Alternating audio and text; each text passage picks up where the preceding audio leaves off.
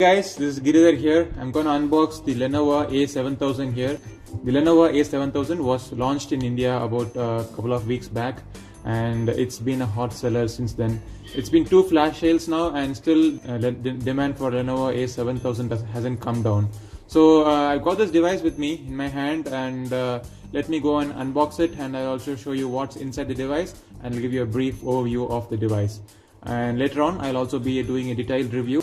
So the box is very similar to what we saw in the Lenovo A6000 and the Lenovo A6000 Plus. Nothing much has changed except the logo on the front, and we have other information at the back, at the bottom, and at the back we have some information about telling about the specifications of this device. So it's a true octa-core device, says Lenovo. The processor is a Mediatek octa-core processor. It's clocked at 1.5 GHz. It's compatible with 4G LTE in Indian bands, and it's a 5.5-inch device compared to the 5-inch Lenovo Lenovo A6000 and A6000 Plus. And it's got 2 GB of RAM and just 8 GB of internal storage. And it's got you can expand it using a micro SD card by up to 32 GB. It's got a rear camera which is capable of shooting 8 megapixel shots, and the front camera is a 5 megapixel wide angle. So let's test it out as well. And we have the SIM card, which is a dual SIM. It's powered by a 2900 mAh battery, and it is retailing for rupees 8,999 in Flipkart.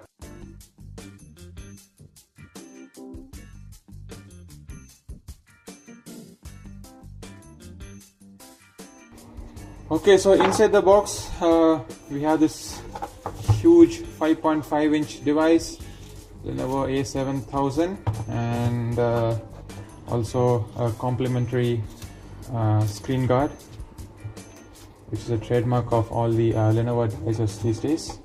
And we have some information pamphlets, a quick start guide, warranty guide, and your usual manual. We have a USB cable which doubles as a charger, and we have a normal earphone which looks like a very cheap earphone, and we have this charger, wall mounted 2-pin charger which has an output of 1.5 ampere, and finally we have the battery, which is a 2900 mAh battery.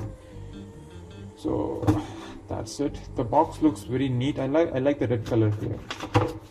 So let me put the other things inside the box and set them aside. So this device is the signature selling point of this device is the Dolby Atmos sound processing engine, which is inbuilt inside the processor chipset now. But coupling that with a cheap headset is not going to give you any Dolby effect at all. So you would have to buy a very good headset or even a nice set of speakers to enjoy the real Dolby Atmos effect out of this device.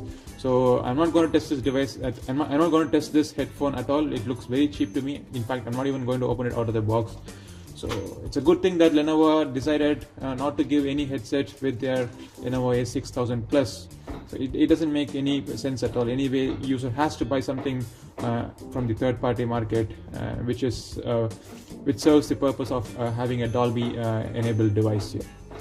So this device looks very thin and very similar to Lenovo A6000, just a little larger than the Lenovo A6000. And the side buttons have a metal edge to it, and that is something also different from Lenovo A6000. In Lenovo A6000 had plastic, and we have the metal finish here. So the buttons are reachable with your thumb, and it's got the volume rocker and the power button. And the right side on the top you have the 3.5mm audio jack and the micro USB socket, and the left there is nothing. At the bottom also there is nothing except for your mic, which is used for your telephony. And at the back you have the 8 megapixel shooter with a dual LED flash here, and also the speaker is a single speaker, and we have a noise cancelling mic here. So let me open up the back of this device. So this device takes in dual SIM, as we said earlier. So the SIM 1 takes in 4G, 3G and 2G SIM cards, while the second SIM takes in just the 2G SIM card, and you have your micro SD expansion slot, which can take in the memory card up to 32 GB. Let me put in the battery.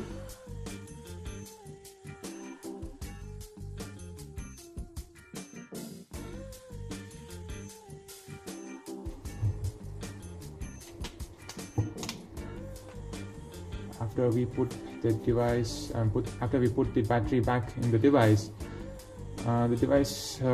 still doesn't feel heavy at all. It is quite manageable, and it's neat, thin, flat. It's kind of minimalistic, and nothing can go wrong with this kind of a design. They haven't tried anything new, and it's all tried and tested design here. So let me peel off the sticker, and I'll gonna power on this device.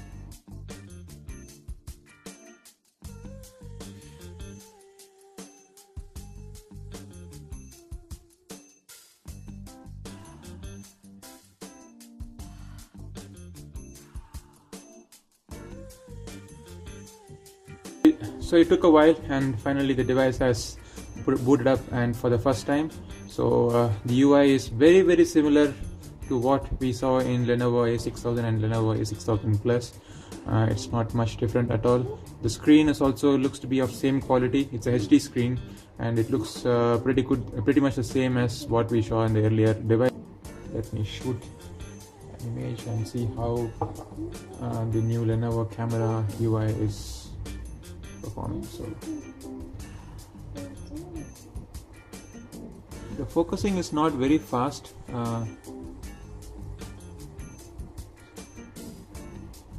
Okay, so that was a non-HDR shot with the flash on. So let me try it with the flash off again. So I may need to hold the camera really steady with the flash off. So that is with the flash off. The noise cancelling algorithm used in this with this camera UI seems to have oversampled the pixel edges, and it looks like an oil pastel. So that's the low light image which we're talking about here. I don't have much of a light here, and if you take a look at the image wherein it's shot with a flash, the details are coming out really good. Probably that speaks for well lit conditions. So I'm gonna test out the camera later on. This camera is capable of recording videos at 1080p resolution. So yeah.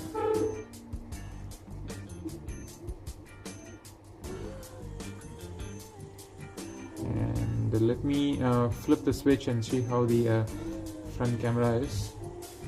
So we have the front camera, which seems to be pretty wide there, so, but the image quality is not that great. The color reproduction is it's not that great here, so it is a bit washed out, and the yellow is not coming out really well. We have the device which is running on Android 5.0. Yeah, that's great. So we are running on Android 5.0 already out of the box, and we also have a RAM of 2 gigs, and the ROM is 8 gigs, that is the internal storage. So let's see how much of that storage is available for the user. So the built-in storage is total space is 8 GB, and out of which it's just 3.58, under 4 GB is available for the user. So this device must really come out with a version which has 16 GB internal memory, and also this device doesn't support USB OTG out of the box, so you might have to resort to some other ways to enable USB OTG. The UI, the Vibe 2.0, is very similar to what we have seen in earlier versions, but this version is running on top of Android 5.0, so that makes a lot of difference in the screen toggles, notification toggles here.